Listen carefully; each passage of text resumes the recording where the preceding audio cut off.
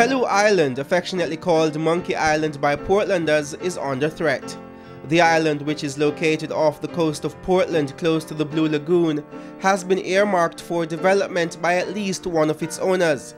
The first application that was made in 2008 to develop the Pellew Islands proposed 2 villas. That was rejected by the Portland Parish Council and the National Environment and Planning Agency NEPA because of the perceived threat to the environment. However, a few years later, a new proposal is on the table. The new proposal is believed to be a scaled-down version of the first plan, which was rejected. It's been reported that the new proposal has found favor with government entities charged with overseeing the developmental process. A request for a Live at 7 interview was declined by Port Antonio Mayor Floyd Patterson on grounds that the Portland Parish Council is still reviewing the proposal and needs legal advice before commenting on the issue. Meanwhile, NEPA says it's still considering our interview request, as CEO Peter Knight was out of office last week. However, environmentalists aren't taking the latest developments in the fight to preserve Pelu Island lightly. The Pelu Island has always been special to the people of Portland. The island has been used to market Portland as a pristine, beautiful destination for years. Persons who drive by each day enjoy that view, and they feel that this is the way it should stay. We feel it's unfair that such a beautiful island be developed for the benefit of few when currently it's been enjoyed by everybody. In its bid to preserve one of Portland's most iconic spots, the Portland Environment Protection Association made a presentation to the Portland Parish Council recently, arguing that the Pellew Island is an important part of Portland's push to be marketed as an eco-friendly tourist destination.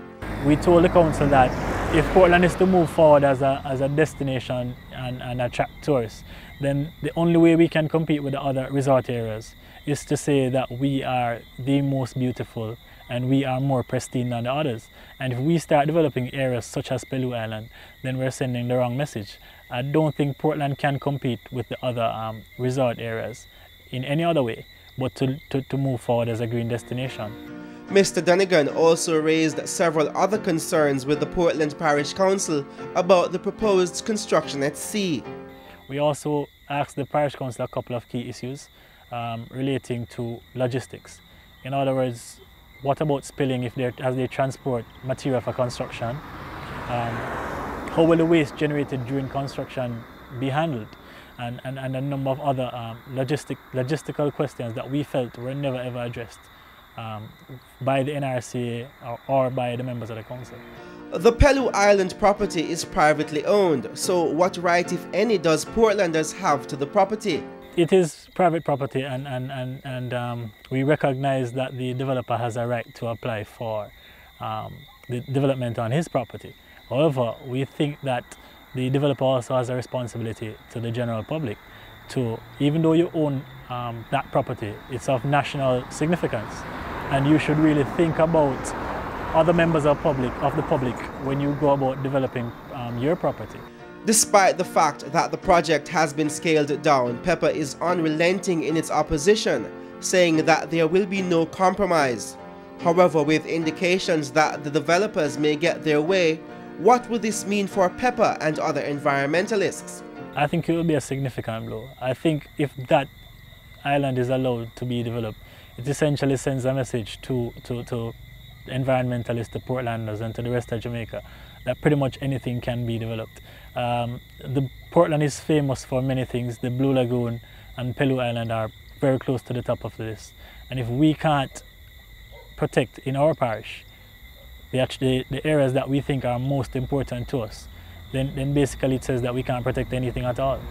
Meanwhile, Environment Minister Dr. Horace Chang says his ministry is paying particular attention to the environmental situation in Portland. The coastline of Portland, I think, is of particular value to this country, and every step must be taken to ensure that it is properly, the planning and development all over that area is designed to maintain the character of that coastline without any unsightly development emerging on it. I am therefore going to be taking a special interest in what is happening at Blue Lagoon and what is proposed for Pelu Island. And will certainly ensure that nothing is done to damage the character of that environment out there. It is not in the country's interest, it's not the interest of the local population, and therefore, if the law allows, we'll have to take steps to ensure nothing is done to harm the interests of the public out there. Dr. Chang noted that there are legislation in place to protect Jamaica's natural treasures, but concedes that more needs to be done. I think we have a fair amount of legislation, but like a lot of legislation in Jamaica, they are not applied. And I'm having that research and looked at. What we have failed to do, however, too, is, and where we need to act quickly and we are moving, is to institute the development orders that is appropriate to the community and to the area. Some work has been done, and in fact, Portland was ready to go to the Parliamentary Council. In fact, there are 3 parishes that are ready. The other 2 are proceeding, but I'm taking a close look at Portland myself. With a new proposal on the table, the fight to preserve Pelu Island in its natural state will undoubtedly intensify over the coming months.